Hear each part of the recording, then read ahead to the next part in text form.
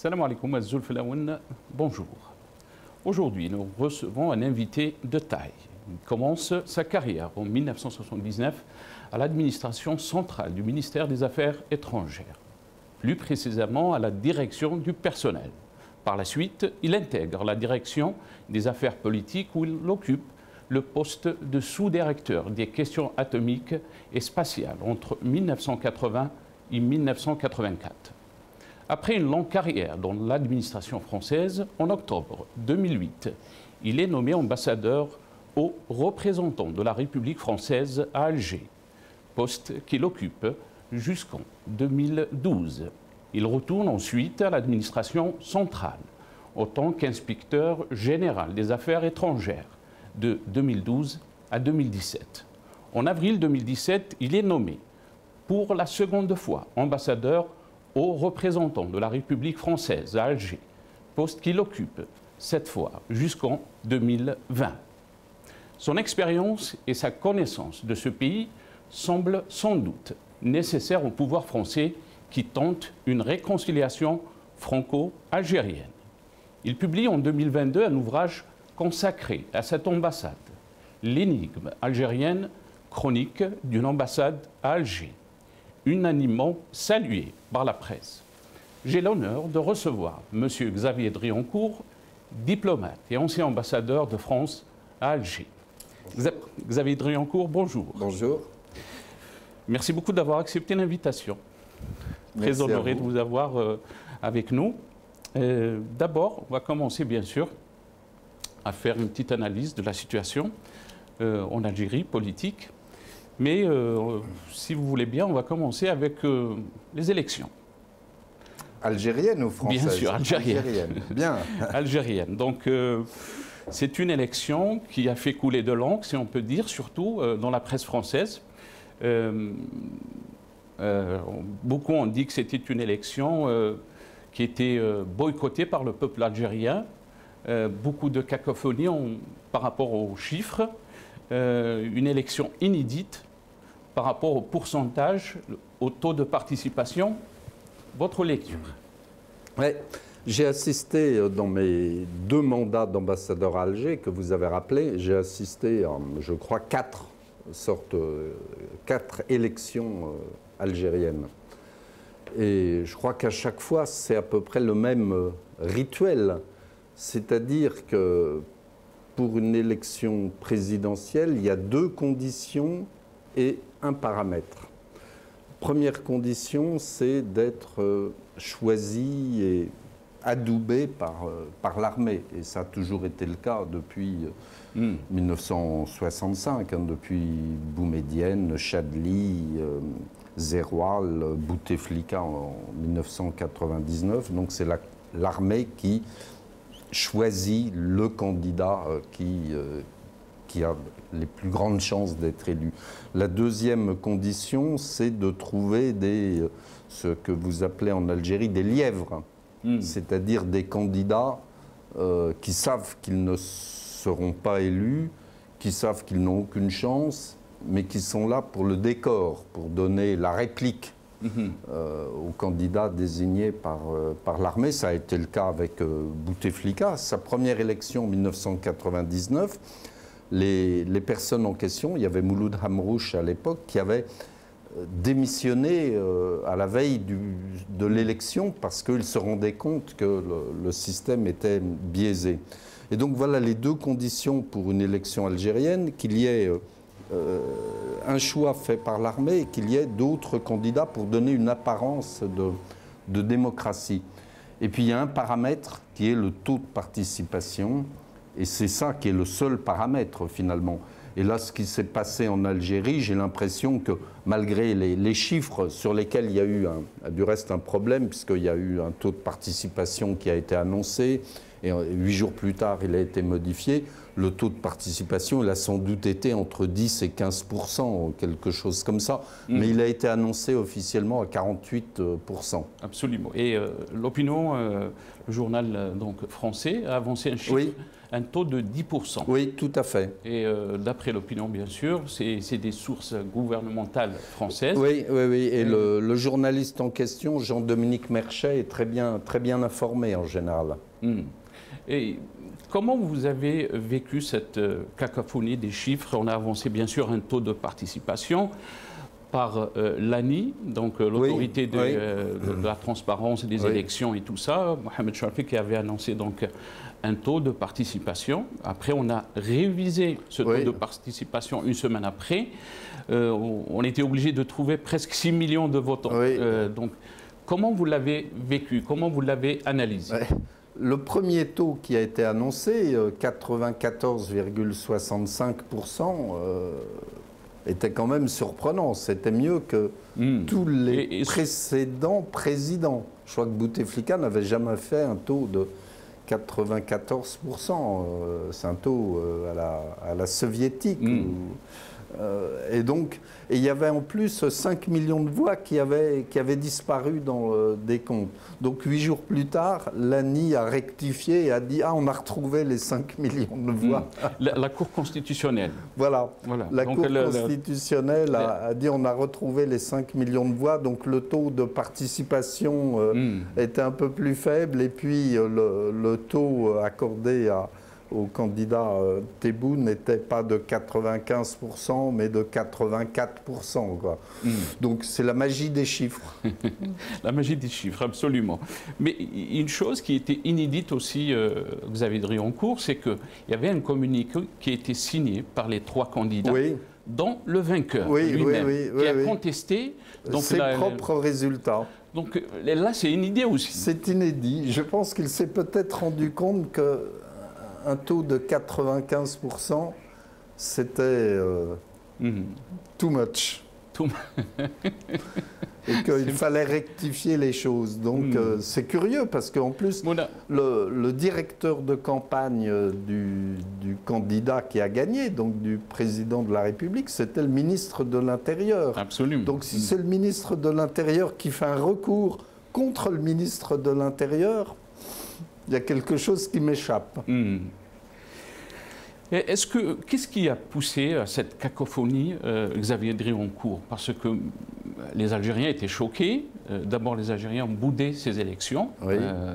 On a avancé des taux réels qui avoisinent peut-être entre les 10% jusqu'à les 15 à 18%. Mais d'après vous, est-ce que le régime lui-même était choqué par le taux de participation des Algériens? Encore une fois, c'est le seul indicateur, c'est le seul paramètre, la participation électorale. Et on voyait sur les télévisions algériennes, on voyait des bureaux de vote qui étaient vides. On voyait des urnes où il y avait 3 ou 4 bulletins de vote. Et on voyait aussi, surtout, toute une série de jeunes gens bien rasés, dont on disait que c'était des militaires qui allaient voter en masse le matin, qui se précipitaient à l'ouverture des bureaux de vote. Donc tout ça fait un peu bizarre, quoi. Voilà. À force de vouloir jouer à la démocratie, il faut connaître les règles du jeu de la démocratie si on veut qu'une élection soit démocratique. Quand on voit par exemple l'évolution depuis 2019, depuis l'avènement d'Ahmed Tebboune, le 12-12, bien sûr vous étiez en place, vous étiez ambassadeur. 5 ans après, on a vu donc un système qui s'est dirigé sur le tout sécuritaire. Et là, on voit bien sûr que tous les moyens de l'État ont été mis à la disposition de Abdelmadjid Tebboune. Donc, pourquoi, d'après vous, ça n'a pas fonctionné comme le régime le voulait? C'était déjà le cas en 2019. Les moyens de l'État avaient été mis... Mais le taux de participation, excusez-moi Xavier Drioncourt, je vous ai coupé la parole. Le taux de participation était quand même plus élevé en 2019, alors que l'Algérie bouillonnait avec le Hirak, la révolution populaire. Il y avait peut-être un vague espoir, un chouïa d'espoir après le Hirak que Tebboune pouvait peut-être changer les choses. Je me souviens avoir dit au cours d'une réunion à la présidente de la commission des affaires étrangères française de l'Assemblée nationale qui était venue à Alger, et je lui avais dit, curieusement... En quelle année vous avez En 2019, c'était en décembre 2019, quelques jours avant l'élection. Je lui avais dit, il y aura peut-être avec Tebboune un effet Juan Carlos. Et en Espagne, en 1975, Juan Carlos avait succédé à Franco et avait été choisi, nommé par Franco pour continuer le système franquiste. Et puis Juan Carlos, très habilement, a réussi à contourner le système franquiste, à le démanteler et à introduire la démocratie, et une réelle démocratie en Espagne. Et j'avais dit au président de la commission des affaires étrangères qui venait à Alger, je lui avais dit, après tout, on peut peut-être compter sur Tebboune, qui est l'héritier du FLN, l'héritier du système, pour peut-être, comme Juan Carlos, contourner le système et instaurer, peut-être pas une démocratie à la française, à l'anglaise ou à l'espagnole, mais un chouïa de démocratie. Et puis pas du tout, quoi. Vous l'avez dit vous-même, c'est le système tout sécuritaire qui s'est introduit, ce sont les militaires qui ont repris les choses en main de manière beaucoup plus forte qu'avant 2019. Donc voilà, en 2019, on pouvait se dire, il y aura peut-être un effet Juan Carlos, mais il n'a pas eu lieu. Très bien. Et donc, pour vous, les élections qu'on a vues donc, ces dernières semaines, pour vous, donc, c'est l'armée qui a nommé Al-Medjid Tebboune. C'est la règle du jeu en Algérie. De tous les présidents algériens, Chadli, qui était le plus ancien dans le grade le plus élevé, Zerwal, Boudiaf, qu'on est allé chercher au Maroc, Bouteflika, que l'armée est allée chercher en Suisse ou à Abu Dhabi. C'est la règle. L'armée va désigner le candidat qu'elle veut voir élire. Et donc ça n'a pas changé, ni en 2019, ni en 2022. Et comment expliquer cette abstention, ou peut-être même il y a beaucoup d'observateurs qui ont parlé du boycott massif des Algériens.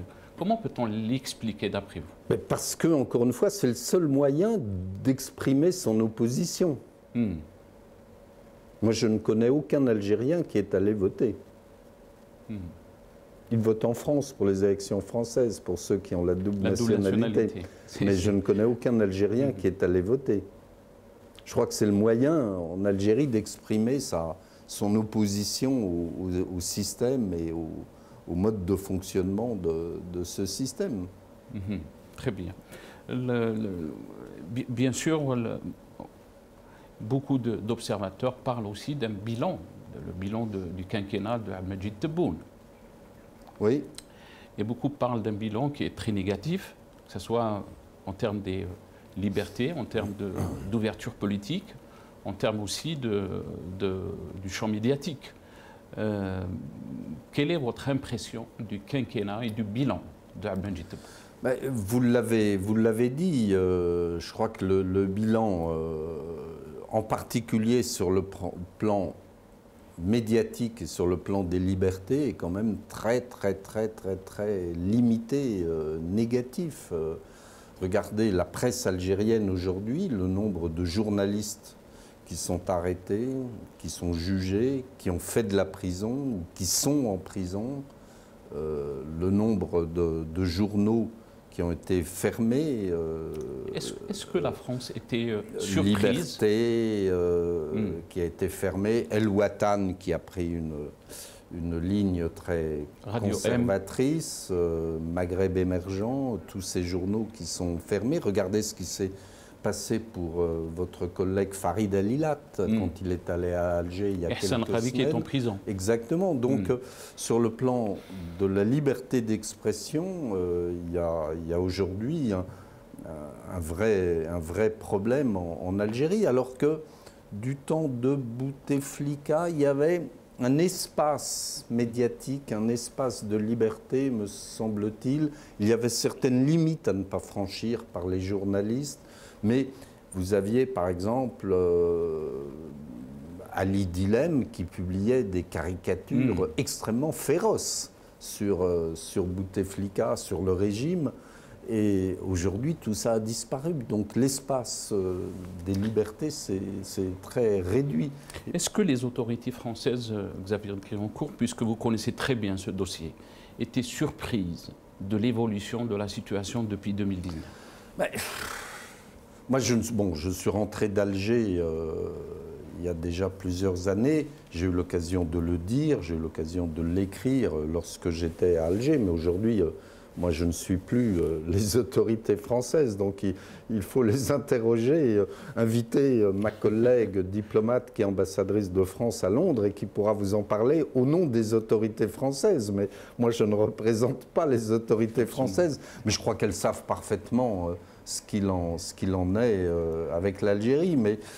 Mais le président de la République vit dans l'illusion que voilà, tout ça c'est temporaire et que la relation qu'il va établir ou qu'il a établie avec le président Abdelmadjid Tebboune l'emporte sur tout. Donc voilà, je pense que les autorités françaises sont conscientes de ce qui se passe en Algérie. Mais s'ils sont conscientes, Xavier Driancourt, pourquoi on n'a pas entendu par exemple des dénonciations de cette situation que vit le peuple algérien en termes de liberté, en termes aussi d'ouverture politique? Oui. On a vu plusieurs personnalités politiques, par exemple, qui sont poursuivies en justice, qui sont sous la répression, qui étaient même emprisonnés. Et beaucoup l'exemple de Karim Tabou, que vous connaissez peut-être, tout à fait. Et qui signe chaque semaine dans une caserne, Ehsan Ravi qui est en prison. Des milliers d'Algériens ont été emprisonnés. Et là, on parle, à l'heure actuelle, on parle à peu près de 250 personnes. L'espace des libertés s'est réduit considérablement. Pourquoi la France n'a pas dénoncé ça, d'après vous? Je le constate et je le regrette, que nous n'ayons rien dit. Je trouve que la France, le gouvernement français, le ministère des Affaires étrangères français devrait réagir comme il le fait pour l'absence de liberté à Hong Kong, en Chine, en Russie et en Algérie, on ne dit rien. Donc je ne comprends pas. En Algérie, on ne dit rien et on ferme les yeux sur ce que vit le peuple algérien aujourd'hui. Je suis très, très étonné.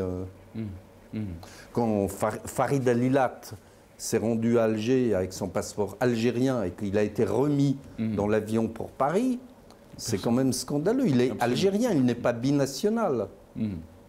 Il a été refoulé en France absolument d'abord pour son travail journalistique, qui travaille pour Jeune Afrique. Jeune Afrique. Xavier Driancourt, vous étiez donc, je l'ai dit dans mon intro, vous étiez à Alger en poste. Vous connaissez ce pays, vous connaissez l'Algérie, vous êtes très critique du régime algérien, mais vous avez déclaré aussi que vous avez un amour pour l'Algérie. Comment vous avez vécu en 2019 en poste cette élection française? On a vu la réaction du président Macron qui a dit les élections algériennes, pardon. J'ai dit donc l'avènement de Ahmed Tebboune, on a vu la réaction du président Macron qui avait dit on prend note. Et en 2024, il y a quelques semaines, donc Macron envoie donc sa conseillère pour l'Afrique du Nord, je pense, oui. pour féliciter, ou un message donc, de félicitations. Oui, oui. Avant les résultats finaux, pour féliciter avant donc le résultat, Abdelmajid Tebboune pour sa victoire. Oui, et un message de félicitations que personnellement j'ai du mal à comprendre parce qu'il n'y avait aucune raison d'envoyer un tel message avant la proclamation des résultats pour un taux de 94%, donc c'était avant la correction, et puis un message de félicitations qui parlait encore une fois du partenariat d'exception, du blabla habituel. On n'avait pas... il n'y avait que Bachar el-Assad et Erdogan et Emmanuel Macron qui ont envoyé un message de félicitations à ce moment-là. Après, il y a eu d'autres... Alors qu'on sait qu'il y a des... Donc, voilà, je ne comprends pas très bien. Mais là aussi, ce n'est pas à moi qu'il faut poser la question. On va revenir sur cette question des relations algéro-françaises, plus en détail, mais j'aimerais revenir sur cette réaction de Macron en 2019. Oui. Il avait déclaré que nous prenons note de cette... Comment ça s'est passé? Personne ne savait très bien comment s'était déroulée l'élection. Donc, l'expression « nous prenons note », la France prend note, c'était le minimum syndical, si je puis dire. Voilà. Il n'y avait pas beaucoup d'autres... Et puis on était dans une phase, encore une fois, de la relation franco-algérienne après le Irak, où la France était accusée d'avoir soutenu Bouteflika, les manifestants accusaient la France d'avoir soutenu Bouteflika, le régime accusait la France de ne pas avoir soutenu suffisamment Gaïd Salah et Bouteflika, donc voilà, l'expression prendre note, c'était le minimum. Très bien. Mais aussi, la question des bilans, bien sûr, elle est importante par rapport à ce cas. On parle souvent des réalisations de Abdelmajid Tebboune. Donc, depuis 2019, et surtout sur le bilan économique, on a vu par exemple l'échec du BRICS. L'Algérie n'a pas pu rejoindre donc, le BRICS, le groupe BRICS. Oui. Votre lecture par rapport donc, à ce quinquennat et surtout la question économique. Il y avait des opportunités, il y avait par exemple cette guerre de l'Ukraine, où on a vu les prix du gaz, mais aussi les prix du pétrole, des hydrocarbures flamber. Donc, est-ce que vous pensez que l'Algérie n'a pas pu saisir donc, ces opportunités? Dans le domaine économique, il y a une continuité extrêmement forte, si j'en crois les chiffres, quoi.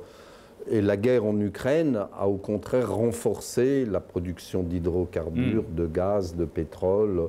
L'Italie s'est précipitée pour avoir du gaz algérien, l'Espagne aussi à un moment, maintenant c'est plus compliqué avec l'Espagne. Donc la guerre en Ukraine a renforcé la politique de production d'hydrocarbures algériens.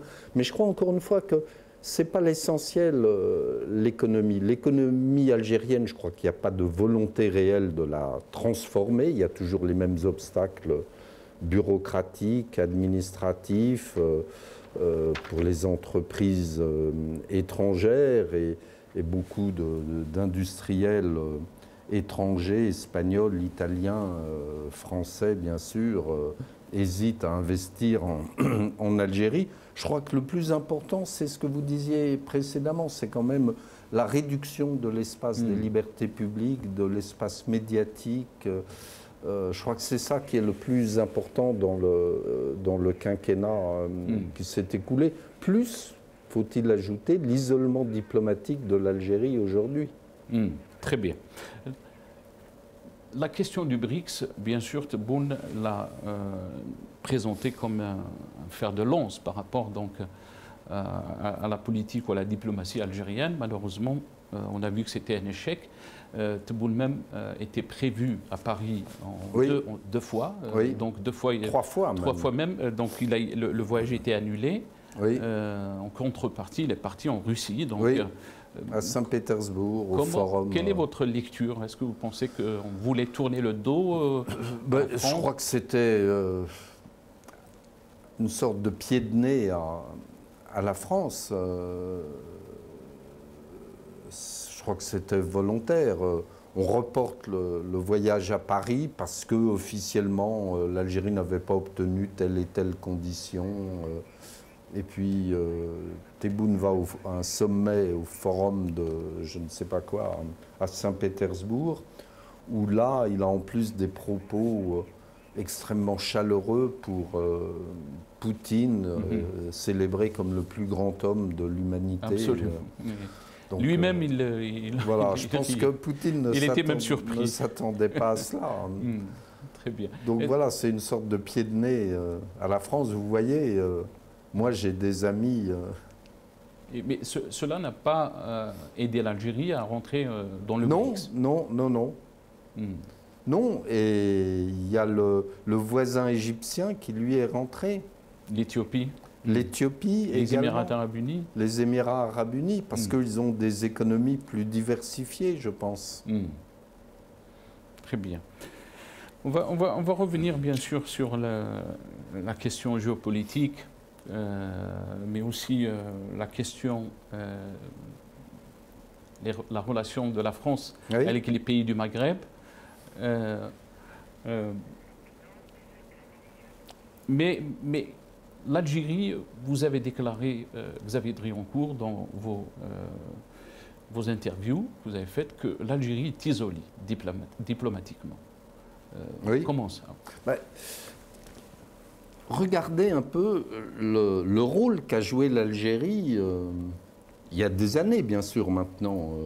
Avant la guerre civile, avant la décennie noire, l'Algérie était la Mecque des révolutionnaires, on disait. Le rôle que l'Algérie avait joué comme médiateur entre l'Iran et les États-Unis, le nombre de sommets africains ou autres qui se passaient à Alger. Et aujourd'hui, plus personne ne va à Alger. Il y a juste le président du Venezuela, l'Iranien. Voilà, ce sont les seuls qui vont faire une escale à Alger. Et diplomatiquement, regardez la carte de l'Algérie. L'Algérie est brouillée à l'ouest avec son voisin marocain, avec une escalade dans la dégradation des relations. Rupture des relations diplomatiques depuis déjà plusieurs années, rappel de l'ambassadeur, fermeture des frontières, etc. Et puis une escalade continue. Il y a quelques jours à Tokyo, pour une réunion de l'ONU, il y a eu le délégué marocain et le délégué africain qui en sont venus aux mains. Donc, avec le Maroc, les choses vont très mal. Au sud, au Sahel, qui sont un peu les pays de l'arrière-cour de l'Algérie, les relations ne sont pas bonnes avec le Mali. Et Wagner et la Russie jouent un rôle un peu ambigu. C'est pour ça que la relation avec la Russie est aussi quand même très compliquée et pas aussi simple que cela. Et puis à l'est, en Libye,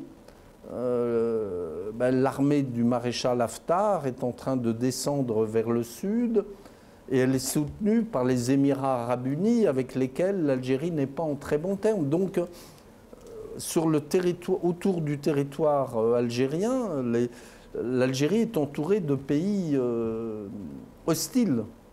Est-ce que vous pensez que c'est par manque de vision? On va revenir sur ce que vous avez déclaré par rapport au Sahel. L'Algérie avait la même mise sur les pays du Sahel, si on peut le dire. Peut-être pas la même mise, mais avait une très grande influence. Absolument. Surtout au Mali, avec les accords d'Alger. Beaucoup d'observateurs aussi ont dit que l'Algérie a facilité la venue de Wagner. Est-ce que... Mais, oui, l'Algérie a... Il faut reprendre le contexte historique. L'Algérie avait d'abord eu à accepter de force, plus que volontairement, la présence des troupes françaises de Barkhane. Depuis 2013 jusqu'en 2022, donc jusqu'aux années récentes. Pendant 8 ans, il y a eu les troupes françaises. Et à tout prendre, l'Algérie a préféré avoir les troupes russes de Wagner que les troupes françaises. La Russie et l'Algérie ont toujours eu des relations extrêmement fortes et l'armée algérienne et l'armée soviétique puis russe ont toujours eu des relations très fortes. Donc voilà, les troupes françaises sont parties, les Russes se sont installés au Mali, mais aujourd'hui l'Algérie, c'est le troisième temps de ce feuilleton, l'Algérie s'aperçoit que Wagner, c'est plus compliqué que ça. Absolument. Donc vous pensez qu'il n'y a pas eu de vision par rapport à... Oui, je pense qu'il y a une politique menée au jour le jour, sans perspective. Et encore une fois, pourtant, les diplomates algériens que j'ai fréquentés, ceux que je connais, les ambassadeurs algériens à Paris, à l'ONU, il y a de grands diplomates algériens qui s'expriment avec beaucoup de force et de conviction. Mais c'est le système diplomatique, politique qui est encrassé. Et il y a effectivement un manque de vision et une vision très, très rétrécie, très court-termiste vis-à-vis de la politique étrangère. Il n'y a pas de projection sur le long terme. Est-ce qu'on peut dire, Xavier Drioncourt, est-ce qu'on peut parler des différentes visions au sein de ce système? Est-ce qu'il y a des clans peut-être qui sont pro-russes, d'autres qui sont peut-être qui ont tendance à aller vers la Chine, d'autres aux Américains, d'autres aux Français? Est-ce que on peut dire ça aussi que... J'ai du mal à répondre à votre question parce que pour la simple raison que le système algérien est quand même une boîte noire, donc on ne sait pas très bien quels sont les rapports de force. Il y a un dénominateur commun à ces différentes factions, c'est la critique, le discours anti-français. Rappelez-vous, le président Macron l'avait dit à plusieurs reprises en octobre 2021, la falsification de l'histoire, la rente mémorielle. Donc ça, c'est la matrice qui est, je crois, commune à beaucoup de ces factions. Encore que, il y a un certain nombre de personnes, de groupes, y compris dans la diplomatie algérienne, qui disent et qui pensent qu'avec la France, il ne faut pas regarder toujours en arrière, dans le rétroviseur, mais il faut établir voilà, une relation normale sans être toujours dans la récrimination et dans la critique anti-française. Donc certainement, il y a des groupes, des clans différents qui ont des visions différentes, mais moi, ce qui me frappe, c'est quand même l'espèce de sclérose de cette diplomatie et de ce système qui est figé sur le monde du XXe siècle. Bien sûr, Macron a déclaré aussi dans cet entretien que le système politico-militaire était affaibli par le Hirak. C'est une première. Un président français ait déclaré des propos pareils. Il avait eu des termes extrêmement forts. Et comment vous l'avez aperçu? Comment vous avez perçu donc ces déclarations? On a vu après des tensions entre Paris et Alger. Oui. Premier appel de l'ambassadeur, il y en a eu 3 autres depuis. Oui, j'avais été moi-même extrêmement surpris par les propos du président de la République. Je me suis dit, enfin, il a compris. Vous n'étiez pas en poste? Non, c'était en 2021, donc je venais de quitter Alger. Et je me suis dit, enfin, Macron a compris. En lisant ces propos qui étaient rapportés par le journal. Vous étiez surpris positivement? J'étais surpris positivement. Je me suis dit, enfin, il a compris ce que moi j'essayais de lui dire ou d'écrire depuis un certain temps. C'est ce que j'ai écrit dans mon livre, L'énigme algérienne. Il y avait cette... Mais ce qui me choque ou ce qui m'ennuie dans la position française, c'est voilà, c'est le en même temps de Macron. C'est-à-dire, il a ses propos extrêmement critiques sur l'Algérie, sur le système algérien en octobre 2021. Et puis, 3 mois plus tard, il court à Alger pendant 3 jours, embrasser son ami Tebboune à Alger, à Oran. On signe une déclaration où on dit tout va bien, on va faire un comité d'historiens, on va régler tous les problèmes. Il y avait presque, on disait, il y avait la moitié du gouvernement français qui s'est déplacé à Alger. Oui, c'est ça. En octobre, ça c'est 3 mois plus tard, en octobre 2022, il y a eu 16 ministres qui ont accompagné Madame Borne pour aller à Alger pour tenir un comité intergouvernemental. Donc, et puis après, voilà, on recommence. Il y a eu l'affaire Amira Bouraoui au mois de janvier 2023. Et puis aujourd'hui, à nouveau. Donc, voilà, on passe d'un extrême à l'autre, d'un cap à l'autre.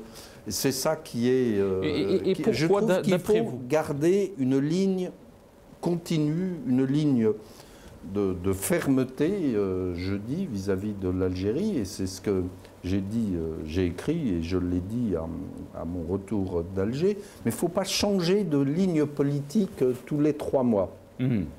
Donc il y a une incompréhension de la part du président français Macron. C'est dû à quoi donc ce changement de... Franchement, j'ai du mal à répondre à votre question. Je ne suis pas au gouvernement, je ne suis pas dans le secret des dirigeants de mon pays. Mais il y a voilà, on n'a pas de cap en matière de politique étrangère. Regardez, il y a 2 mois, il y a 1 mois, la France a pris position pour le Maroc dans le dossier du Sahara occidental. L'Algérie se fâche, rappelle pour la 4e fois son ambassadeur à Paris, qui aura fini par passer plus de temps à Alger qu'à Paris durant son mandat, puisqu'il a été rappelé déjà 4 fois. L'Algérie se fâche, rappelle son ambassadeur à Paris, et puis malgré ça, le président de la République envoie ce message de félicitations au président Tebboune, qu'il n'avait pas besoin d'envoyer avant la proclamation des résultats. Il envoie une de ses collaboratrices pour porter une invitation à Tebboune. Donc il faut savoir ce qu'on veut.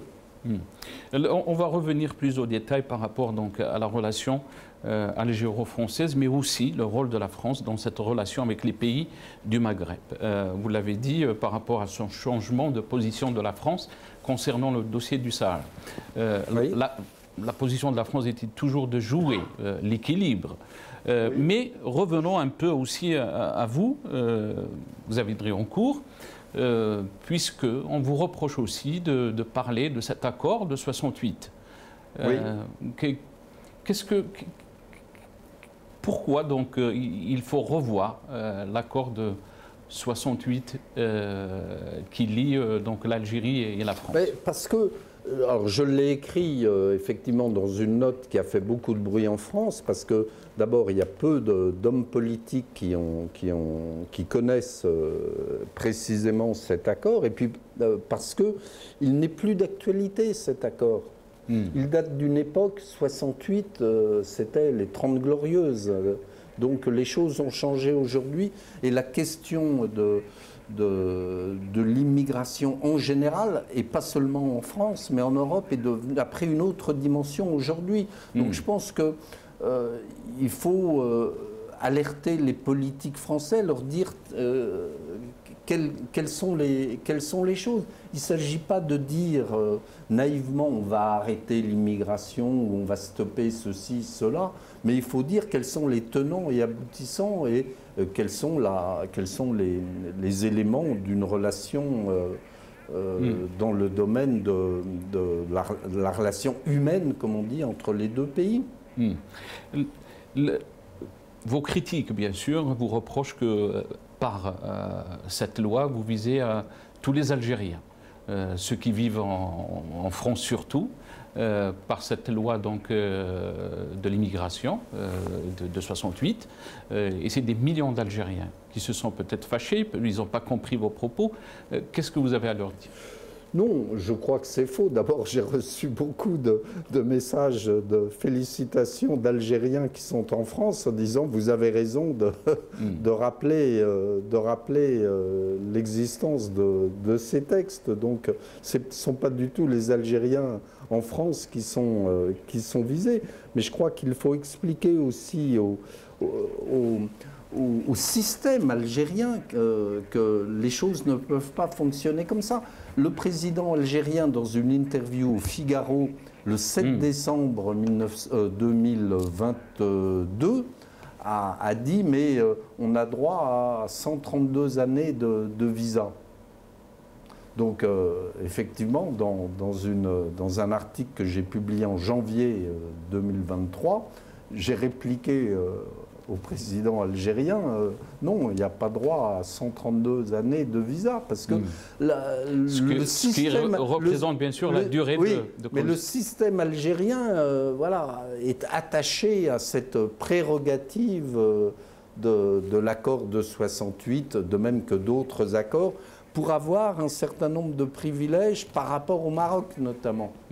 Est-ce que vous pensez que donc, ces accords, cette réaction qu'on a vue bien sûr des autorités algériennes par rapport donc, à vos déclarations et à votre position par rapport à cet accord de 68 était beaucoup, a visé beaucoup plus les gens du système, puisque vous avez appelé aussi d'un accord où il y a un dossier, l'échange de lettres entre Kouchner et Medelsi. Oui. Donc en 2007, oui. Qu'est-ce que vous pouvez nous dire par rapport à... L'échange de lettres Kouchner-Medelsi, donc entre les deux ministres des Affaires étrangères, ce n'est pas un accord international. L'accord de 68, c'est un traité international au sens du droit public international. L'échange de lettres, c'est un simple échange de lettres, c'est un format plus simple dans la relation bilatérale entre deux États. Et cet échange de lettres exonère de visa tous les détenteurs de passeports diplomatiques. C'est-à-dire les Français qui vont en Algérie à l'ambassade de France, par exemple, qui ont un passeport diplomatique, et tous les diplomates français en Algérie n'ont pas de passeport diplomatique. On a notre ambassade et 3 consulats généraux, Alger, Oran et Annaba, qui doivent avoir en tout 350 personnes. Et sur ces 350 personnes, il y en a 50 qui ont un passeport diplomatique. 50. Les autres ont un passeport normal. Et vous avez... Du côté algérien, vous avez les passeports diplomatiques qui sont délivrés aux diplomates. Alors il y a 20 consulats d'Algérie en France, il y a une ambassade d'Algérie, 20 consulats. Ils sont distribués aux diplomates, aux officiers, aux militaires et à leurs familles, aux hommes politiques, donc au système. Et donc, ces gens-là peuvent venir en France sans visa et faire toutes leurs affaires financières ou autres en France. Donc, si on ne veut pas dénoncer l'accord de 68, un premier signal serait de mettre fin à cet échange de lettres de 2007 qui permet à la nomenclature... Donc c'est ça qui a fâché les autorités algériennes, d'après vous? Je pense également, parce que ça a été repris par la presse algérienne quand je l'ai dit. Donc vous parlez des passeports diplomatiques, et ces passeports diplomatiques, les Algériens ne le savent pas, qu'il y a des militaires qui ont des passeports diplomatiques, leur famille aussi. Et vous le confirmez, ça? Je me souviens qu'un militaire qui devait être à la direction des relations internationales du ministère de la Défense au Tagarin, qui passait son temps à nous créer des difficultés. La veille de son départ en retraite, il s'est fait faire un passeport diplomatique pour pouvoir bénéficier Voilà. Et c'est des passeports à vie? Bah, je ne connais pas l'exactitude du fonctionnement algérien, mais ça fait partie des privilèges de ce système. Le système algérien n'est pas un système démocratique. Donc, en France, les passeports diplomatiques sont réglementés. Moi, j'ai rendu, en rentrant d'Alger, j'ai rendu mon passeport et j'ai un passeport normal, comme tous les citoyens français. Je n'ai plus de passeport diplomatique. Vous avez rendu votre passeport diplomatique? Oui, c'est parce que c'est réglementé. J'avais un passeport diplomatique pendant que j'exerçais mes fonctions d'ambassadeur à Alger. Très bien. On parle souvent des leviers, d'un côté ou des autres, qui sont utilisés dans cette relation, bien sûr, entre l'Algérie et la France. Et un de ces leviers, bien sûr, on parle des circuits financiers. Oui. Qu'est-ce que vous pouvez nous dire par rapport à ça? Par définition, c'est assez obscur, parce que si on emploie le terme circuit financier, mais... Des investissements il y a des investissements immobiliers, financiers. On aurait les moyens de regarder cela de plus près. Et des personnalités qui sont liées au système algérien? Oui, oui, et de beaucoup de monde, des circuits qui ne sont pas forcément très transparents. Mais aussi, il y a les accords de sécurité sociale. Oui. Oui, tout ça, si vous voulez, il y a une hiérarchie des choses. Il y a cet échange de lettres de 2007, l'accord de... Et tout ça, c'est inclus dans cet échange. 1968, il y a les accords de sécurité sociale, il y a la dette hospitalière, il y a les circuits financiers, il y a les investissements immobiliers. La France dispose, si elle le voulait, d'un certain nombre de leviers. Et qui c'est qui profite donc c'est les gens du système qui profitent de tout? Majoritairement, oui. Ceux qui connaissent les différents circuits. Et puis, il y a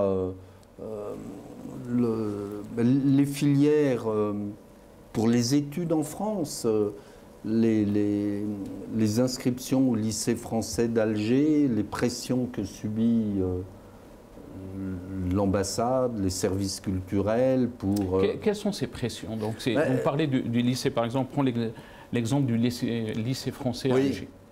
Quel genre de pression?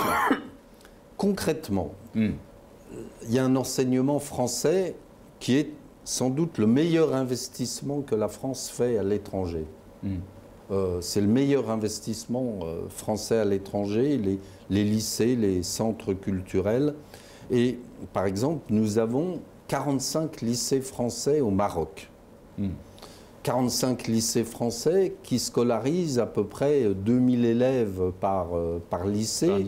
Donc ça doit faire en tout près de 100 000, voilà, 90 000 élèves marocains qui apprennent, qui étudient dans le système français.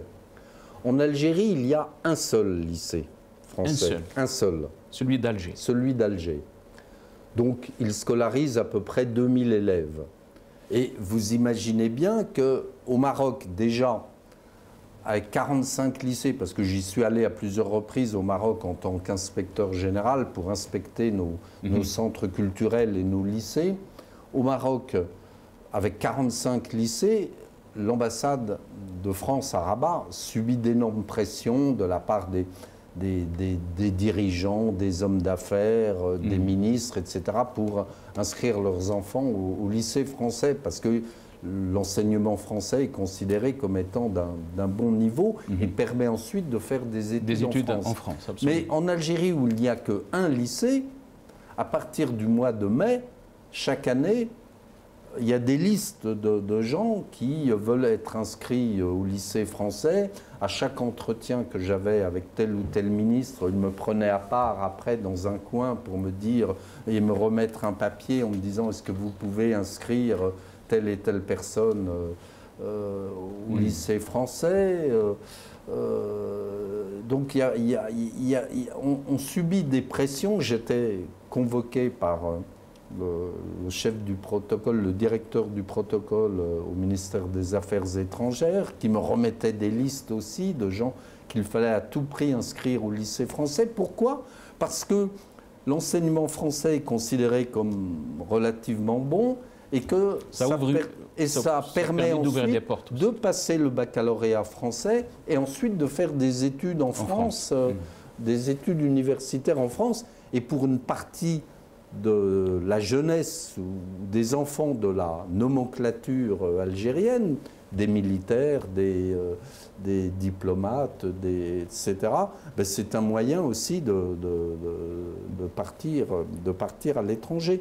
Donc, effectivement, chaque année, il y a des pressions très fortes sur l'ambassade pour inscrire des gens au lycée français. Alors, c'est parfaitement contradictoire avec la politique officielle algérienne. C'est ce que je voulais vous poser comme question, parce que on a dit qu'on a fait la guerre à la langue française. Oui. On a fermé les écoles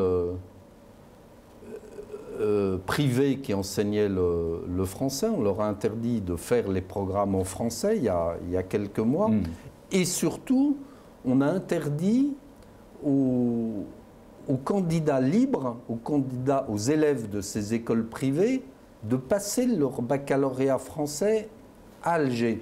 Parce que chaque année, au mois de juin, le lycée français d'Alger faisait une session du baccalauréat pour les élèves du lycée. Il y avait à peu près 300 élèves en terminale qui passaient le baccalauréat. Mais en plus, le lycée français organisait une session spéciale pour, tenez-vous bien, 2000 élèves francophones qui venaient des écoles privées et principalement de Kabylie, notamment de Kabylie, et qui venaient à Alger, au lycée français, pour passer les épreuves du bac en candidat libre. Et bien ça a été interdit. Ce qui fait que les malheureux 2000 élèves qui passaient le baccalauréat en candidat libre, ils ne pourront plus passer le bac à Alger, mais ils devront aller le passer en France, à Marseille ou à Toulouse ou à Paris. Donc demander un visa, aller passer 8 jours en France ou 1 mois en France pour passer les épreuves du baccalauréat, ce qui est stressant pour un étudiant.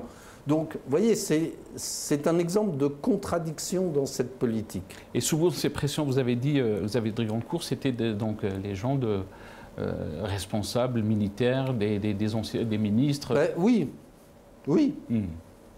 Donc, contradiction totale par rapport... Contradiction totale. Et pourquoi, d'après vous, donc... Et je me souviens même avoir eu une demande de la part d'un ministre de l'Intérieur algérien, mais au même moment, les professeurs du lycée d'Alger avaient des difficultés pour renouveler leur visa. Alors j'ai dit au ministre en question, je regarderai l'inscription des personnes que vous me recommandez, vos enfants, quand vous m'aurez réglé le problème des visas des professeurs du lycée. Parce que vous imaginez bien que si j'inscris vos enfants au lycée, qu'ils viennent l'année prochaine suivre les cours, les professeurs diront « Ah ben ce sont les fils du ministre qui nous refusent, lequel ministre nous refuse nos visas ?» Donc je lui ai dit, il risque d'y avoir une grève dans le lycée parce qu'on m'accusera, moi, ambassadeur, d'être incohérent. Très bien. Et vous avez parlé des leviers financiers, donc les investissements des responsables algériens en France. Pourquoi la France n'utilise pas ces leviers, d'après vous? Là, vous êtes au cœur de la problématique de la relation franco-algérienne.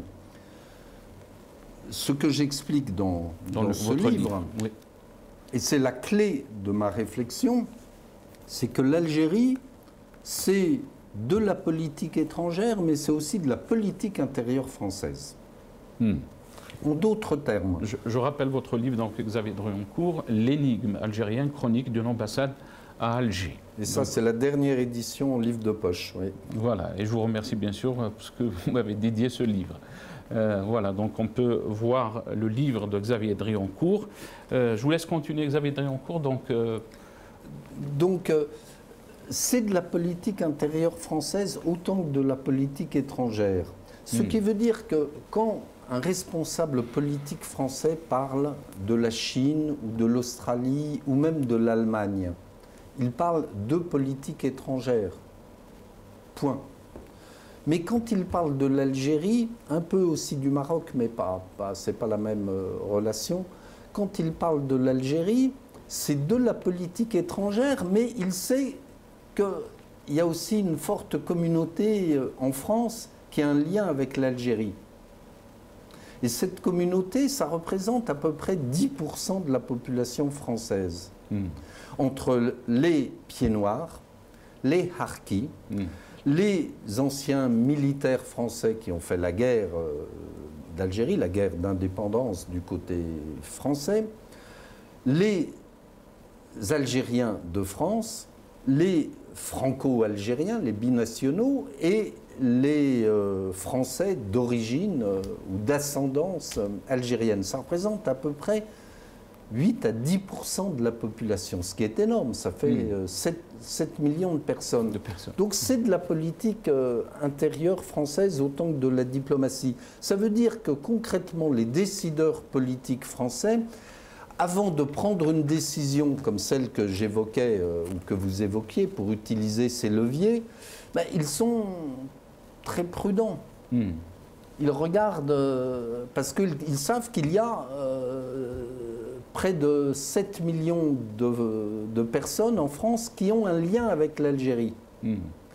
Alors, voilà, c'est toujours plus compliqué, alors qu'il n'y a pas 7 millions de Français qui ont un lien avec l'Allemagne ou avec la Chine ou avec l'Australie ou l'Argentine. Et donc, on a une classe politique qui est très, très gênée à chaque fois qu'on parle de l'Algérie. Et ça, je l'ai remarqué pendant les presque 8 années que j'ai passées à Alger. J'ai vu passer beaucoup de politiques de droite et de gauche qui sont tous un petit peu gênés quand ils viennent en Algérie. Ils sont timorés. Les politiques de gauche, parce qu'il y a les souvenirs de la guerre d'Algérie, de la bataille d'Alger, les souvenirs de François Mitterrand qui était ministre de la Justice en 1956 et ministre de l'Intérieur en 1954. Les positions de François Mitterrand plus tard, quand il était président de la République, au moment de l'interruption du processus électoral en Algérie. Donc, les hommes politiques de gauche sont un peu gênés par tous ces souvenirs et sont un peu dans la repentance, en quelque sorte, ou en tout cas, sont toujours prudents dès qu'il s'agit de l'Algérie. Et c'est la même chose pour les politiques de droite, parce que il y a eu le général de Gaulle, le « je vous ai compris », le retour des Pieds-Noirs et des Harkis en 62. Donc ça crée aussi chez les politiques de droite une certaine prudence. Et donc voilà, on a des hommes politiques de gauche comme de droite qui sont, s'agissant de l'Algérie, toujours très prudents. Très bien. Et vous avez parlé donc de cette relation avec l'Algérie qui implique un peu donc la politique intérieure en France.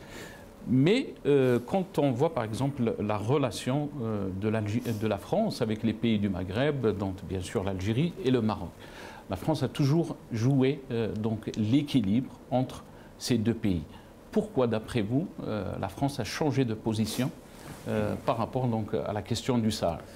La France a toujours pratiqué un équilibre entre les deux pays, et notamment lorsque Chirac était président de la République, parce qu'il avait une très bonne relation avec le roi Hassan II, avec Mohamed VI, mais il avait une très bonne relation, très amicale avec Bouteflika. Donc il y avait vraiment là un équilibre entre les deux pays. On ne voulait pas fâcher l'un et l'autre. Et puis là, au mois de juillet, donc la France a changé de position sur le Sahara occidental, et il y a eu cet échange de lettres entre le président Macron et le roi Mohamed VI, donc où la France reconnaît la marocanité du plan marocain, du plan d'autonomie marocain, comme la seule solution, je crois, pour ce territoire. Et l'Algérie, donc, ça a provoqué une nouvelle crise, puisque rappel de l'ambassadeur, etc., etc. Pourquoi avons-nous fait cela? Je crois qu'il y a deux raisons. Il y a d'abord la diplomatie marocaine qui a été assez subtile et qui a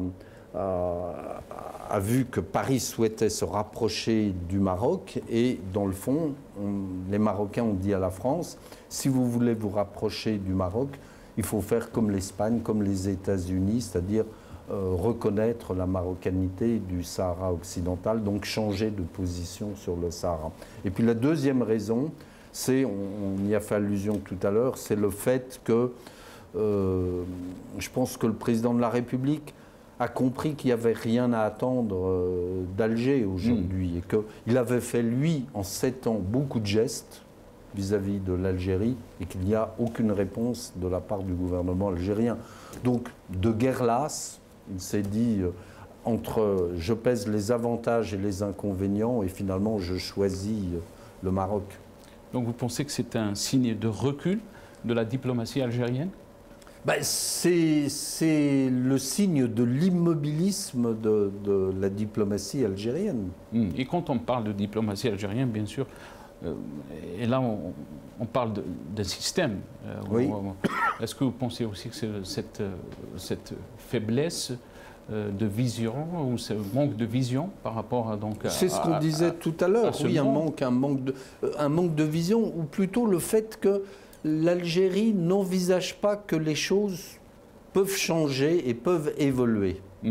Elle est figée sur la réalité de ce qui s'est passé au moment de l'indépendance, en 1975, avec la Marche verte. Elle est figée sur le passé, alors que si on regarde bien l'histoire, il y a eu dès 1961 un accord entre Hassan II, non c'était Mohamed V à l'époque, Mohamed V et Ferhat Abbas, qui s'engageaient à modifier les frontières entre l'Algérie et le Maroc après l'indépendance.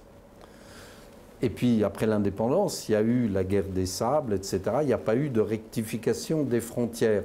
Donc l'Algérie oublie ce passé et oublie ce moment de l'histoire avec le Maroc. Le Maroc n'a pas oublié.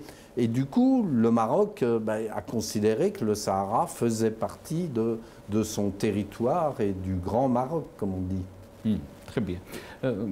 Vous avez publié, bien sûr, une interview au Figaro, je pense, et ça a vraiment fâché, si on peut dire, le régime algérien. C'est l'effondrement de l'Algérie qui va mener... Oh, il n'y a pas que celle-ci qui a fâché le régime algérien, il y en a d'autres. Voilà, donc est-ce que pour vous, donc, quand vous parlez de l'effondrement de l'Algérie, autant que pays ou autant que système?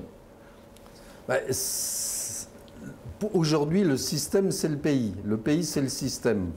Donc, c'est l'effondrement du système. Du système, pour vous? Oui. Très bien. Et qu'est-ce que ça veut dire pour vous? Donc, cet effondrement du système peut donc impacter la France, vous avez dit. Bien sûr, oui, bien sûr, parce que compte tenu des liens entre la France et l'Algérie, mais pas seulement la France, ça impactera le Maghreb dans son ensemble et l'Europe dans son ensemble. Et c'est ça toute la difficulté, parce que concrètement, pour l'Europe, il y a deux choses. La première chose, c'est que l'Europe ne s'intéresse pas, à mon avis, suffisamment à ce qui se passe au Maghreb et en Afrique. L'Europe a les yeux fixés sur l'Ukraine et sur la frontière avec la Russie. Et parce que le centre de gravité de l'Europe s'est un peu déplacé vers l'Est depuis quelques années. Et l'Europe devrait être beaucoup plus attentive à ce qui se passe au Maroc, en Algérie et en Tunisie et au Sahel, parce que ça aussi, c'est notre frontière européenne. Et deuxièmement, qu'est-ce que... J'ai oublié ce que je voulais dire. J'ai oublié, pardon. Vous avez parlé aussi, peut-être aussi, puisque vous parlez de ces frontières, on a vu beaucoup d'Algériens de Haraga. Oui. Et vous avez mis l'accent sur cette relation avec les pays d'Afrique du Nord. Oui. Par peur, donc, quand vous parlez de l'effondrement d'un système, oui. Oui. C'est des milliers peut-être de jeunes qui vont traverser la Méditerranée. Parce que je crois que, comme vous le savez, comme moi, mieux que moi, pour un jeune Algérien, il n'y a pas beaucoup d'espoir dans son pays. Les problèmes de chômage, les problèmes de logement, il n'y a pas beaucoup d'espoir. Donc les Haragas, ils ont quitté le pays via l'Italie, via l'Espagne, via le Maroc, parce qu'ils vont chercher un espoir ailleurs. Et pendant le Hirak, les Haragas ont disparu, ils sont restés en Algérie parce qu'ils se sont dit il y a quelque chose à faire dans notre pays. Donc c'est pour ça que c'est... Est-ce que quand on a parlé des leviers, Xavier Driancourt, est-ce que vous pensez que le levier des Haragas est utilisé aussi du côté du régime algérien? Certainement. Très bien. Parce que, puisqu'on a parlé de cet isolement diplomatique, l'Algérie a des soucis avec la France, avec l'Espagne, avec le Maroc. Oui. Et souvent, on a parlé donc que les Haragas étaient utilisés comme levier par le système.